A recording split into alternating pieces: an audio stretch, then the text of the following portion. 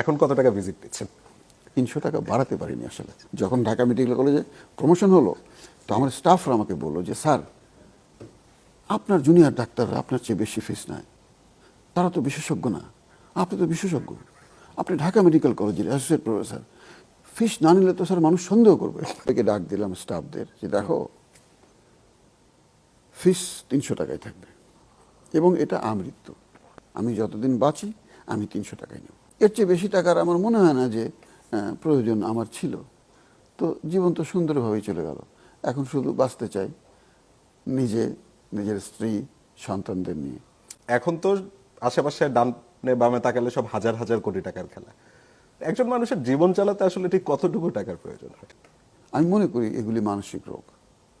যারা হাজার কোটি টাকার স্বপ্ন দেখে, শত কোটি টাকার স্বপ্ন দেখে, শত কোটি টাকা নিয়ে কী করবে বলেন?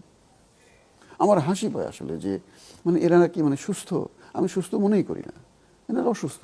এত টাকা একটা মানুষের জীবনে প্রয়োজন হতে পারে না, হতে পারেই না।